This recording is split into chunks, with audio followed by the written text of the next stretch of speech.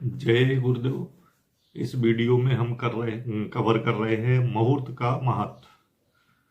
और चूंकि अभी लेटेस्ट कल ही रक्षाबंधन है, तो रक्षाबंधन में राखी किस मुहूर्त में बांधें, और उसमें खास तौर से भद्रा का प्रभाव देखा जाता है। तो पहले हम मुहूर्त को जान लें कि जो मुहूर्त है वो 24 घंटे में 30 मुहूर्त होते हैं, जिसमें 18 मुहूर्त शुभ होते हैं और 12 मुहूर्त अशुभ होते हैं। दिन में यदि हमें मुहूर्त जानना है, दिन माने पंचांग में जो 5 बातें होती है, तिथि, वार, नक्षत्र, करण, योग, इनसे मुहूर्त बनते हैं। तो पहले हम एक सर्वसाधारण और सामान्य तरीके से मुहूर्त जाने। दिन में जो मुहूर्त है वो अभिजीत मुहूर्त अच्छा होता है। अब अभिजीत मुहूर्त हम कैसे जाने? तो कहते हैं दिन मान को हम आधा कर लें, अर्थात सूर्य उदय से सूर्य अस्त के बीच जितने घंटे हो उसमें 2 का भाग दे दें। जो आएगा उसको सूर्योदय में जोड़ दें, उसके बाद अभिजीत मुहूर्त चालू होता है सूर्यास्त तक। तो ये बढ़िया रहता है कि दिन में अभिजीत मुहूर्त बढ़िया रहता है। अच्छा, साल में जो है अक्षय तृतीया का दिन मुहूर्त अच्छा रहता है। ये तिथि के हिसाब से हो गया कि अक्षय तृतीया ये मुहूर्त बहुत ही अच्छा होता है। इसका कारण है कि सूर्य मेष राशि में उच्च का होकर रहता है और चंद्रमा वृष राशि में उच्च का होकर रहता है, तो इसमें अक्षय फलदायी होता है। तो तिथियों में अक्षय तृतीया, दिन में अभिजीत मुहूर्त, लंबी यात्राओं में शुक्रवार, छोटी यात्राओं में सोमवार ठीक है। साधना के लिए, इसके लिए तो सब लोग जानते हैं ब्रह्म मुहूर्त, सूर्योदय से 48 मिनट पहले ब्रह्म मुहूर्त होता है। उसमें हम ध्यान, साधना, पवित्र ग्रंथों का अध्ययन कर सकते हैं। अच्छा, अब जो और मुहूर्त हैं जो खराब हैं, जैसे ग्रहण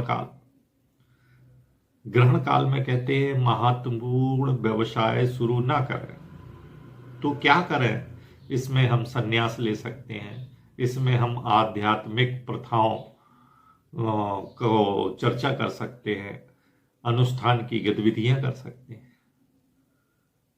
दूसरी बात, सूर्य संक्रांति के समय भी प्रतिकूल है। ये मुहूर्त सूर्य संक्रांति, जब सूर्य एक राशि से दूसरे राशि में जा रहा हो तो ये प्रतिकूल होता है। उस समय भी अपन कोई काम ना करें।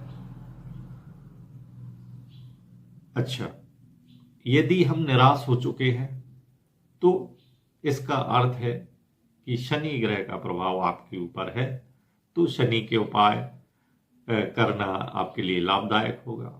इसके लिए आप मौन रहें, इसके लिए आप उपवास करें, इसके लिए शनि के प्रतिनिधि पक्षियों को खाना खिलाएं, काले घोड़े के दाहिने पैर की नाल को मध्यमा उंगली में पहने। इससे क्या होगा? गहरे व्यक्तिगत परिवर्तन होंगे, आध्यात्मिक विकास होगा। आप विनम्र रहें, आप परिश्रम करें, आप मौन रहें, आप गंभीर रहें, आप जिम्मेवारियों को निभाएं, वगैरह वगैरह करते हैं। अच्छा, पंचांग में चूंकि 5 दिन है, दिन जिसको बार बोलते हैं, तिथि, नक्षत्र, करण, योग, तो शनिवार मंगलवार को महत्वपूर्ण कार्य प्रारंभ न करें, ना शादियां करें और ना ही कोई नया व्यवसाय करें। तो क्या करें? शनिवार के दिन आध्यात्मिक उद्देश्यों की पूर्ति के लिए ध्यान करें, एकांत में रहें और तपस्या करना शुभ है। पूरे दिन उपवास करें, मौन का अभ्यास करें, तो शनिवार के लिए ये दिन अच्छा है। मंगलवार ये युद्धों के लिए ठीक है, संघर्षों के लिए ठीक है, ये झगड़ा करने को ठीक है, ये निर्णायक लड़ाई लड़ने को ठीक है। खेल खेलना, कोई कठिन कार्य, शारीरिक श्रम करना, ऐसी चीजें शुरू करना जिसमें प्रतिस्पर्धा हो और आक्रामकता की आवश्यकता हो, ये हम मंगलवार को कर सकते हैं। पूर्णिमा सांसारिक मामलों के लिए अच्छा समय है। हालांकि इस दिन बहुत सावधान रहना चाहिए। इस अवधि के दौरान सबसे ज्यादा अपराध और यातायात की दुर्घटनाएं होती हैं, क्योंकि मानसिक रूप से बीमार लोगों में उत्तेजना की उपस्थिति की पुष्टि हुई है। ढलते चंद्रमा का अंतिम दिन अन्य सभी चंद्र दिनों की तुलना में गहन ध्यान के लिए उपयुक्त होता है। कोई रचनात्मक कार्य बढ़ते चंद्रमा की अवधि के दौरान शुरू करना चाहिए, अर्थात शुक्ल पक्ष में शुरू करें। पूर्णिमा के करीब औषधियां पौधों में सबसे अधिक पाई जाती हैं और सबसे अधिक शक्तिशाली होती है। पौधों में जो औषधियां होती हैं पूर्णिमा के दिन वो सबसे ज्यादा शक्तिशाली होती है। तो मुहूर्त जीव के मुहूर्त होते हैं और ब्रह्म के भी मुहूर्त होते हैं। मुहूर्तों में हम आगे जानते हैं कि सबसे पहले पंचांग है, तो 5 चीजों से बना है। वार, तिथि, नक्षत्र, करण, योग, ये सब मुहूर्त में काम आते हैं। तो सबसे पहले हम देखें तिथि। तिथि, पर्व तथा अनुष्ठान द्वारा यदि तिथि से हम कोई मुहूर्त निकालते हैं तो व्रत, पर्व और अनुष्ठान द्वारा धन प्राप्ति एवं कल्याण का मार्ग प्रशस्त किया जा सकता है। तो तिथि से जो मुहूर्त हम निकालेंगे उसमें हम धन प्राप्ति और कल्याण का मार्ग खोज सकते हैं। अब आया बार। यदि हम दिन के हिसाब से मुहूर्त निकालते हैं तो सप्तवारों से दैनिक कार्यकलाप निवृत्ति से स्वास्थ्य और आयुष की वृद्धि संभव है। यदि हम दिन के मुहूर्त के हिसाब से यदि हम कोई काम करते हैं तो उससे हमें क्या लाभ होगा? स्वास्थ्य और आयुष की वृद्धि संभव होगी। अब आया नक्षत्र। नक्षत्र से यदि हम कोई मुहूर्त निकालते हैं तो सांसारिक परंपराएं निभाने से पापों से निवृत्ति मिलती है। तो नक्षत्र से अगर हम मुहूर्त का विचार करेंगे तो पापों से वृद्धि होगी। यदि हम दिन से मुहूर्त का विचार करेंगे तो स्वास्थ्य और आयुष की वृद्धि होगी। और यदि हम तिथि से मुहूर्त का विचार करेंगे तो धन प्राप्ति और कल्याण का मार्ग प्रशस्त होगा। और यदि हम योग से मुहूर्त निकालेंगे तो इससे रोग निवारण की धारणा पुष्ट होगी। और यदि हम करण से मुहूर्त देखेंगे तो करणों का उचित प्रयोग कार्यों की सिद्धिदायक कहा गया है, क्योंकि करण शब्द की व्याकरणिक उत्पत्ति भी शब्द से ही प्रकट होती है।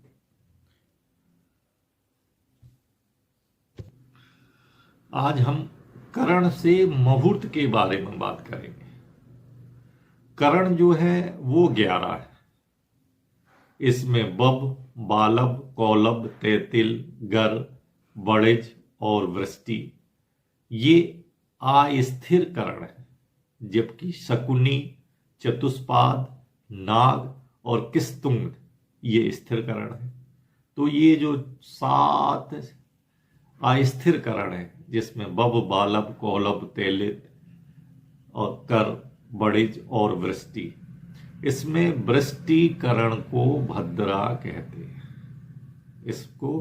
इसमें जो 11 करण है उसमें भी जो चर या अस्थिर करण है वृष्टि, उसको हम भद्रा कहते हैं। और ये भद्रा बहुत दुष्टदायी है।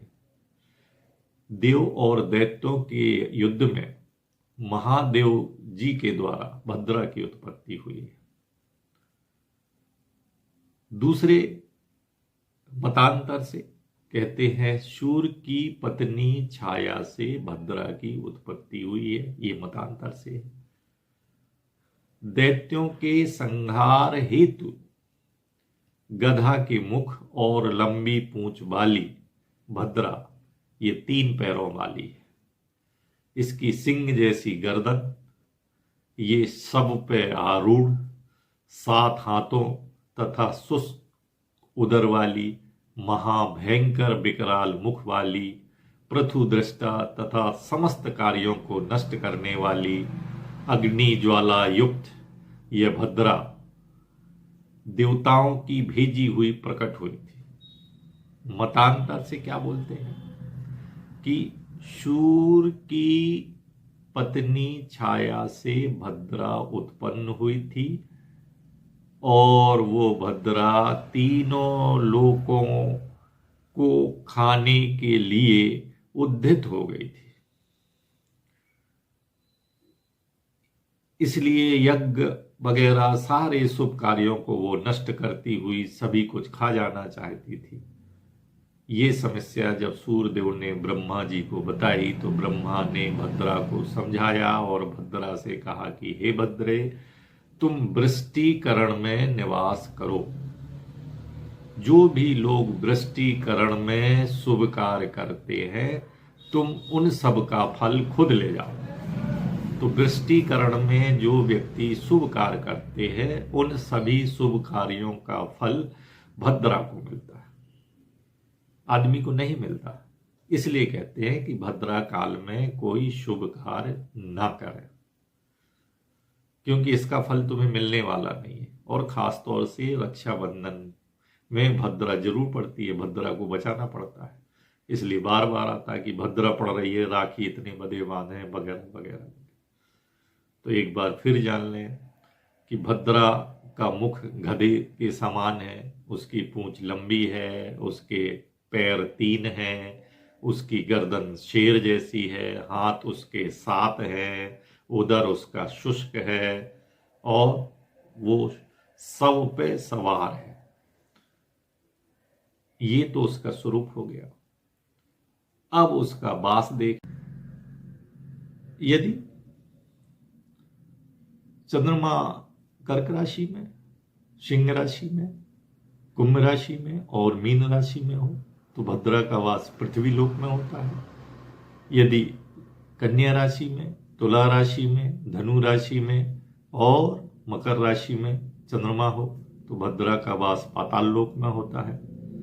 और शेष राशियों में यदि चंद्रमा का वास हो तो भद्रा का वास स्वर्ग लोक में होता है। जब स्वर्ग लोक में भद्रा होती है तो उसका मुख ऊर्ध्वमुखी होता है और जब पाताल में वास होता है तो उसका मुख अधोमुखी होता है।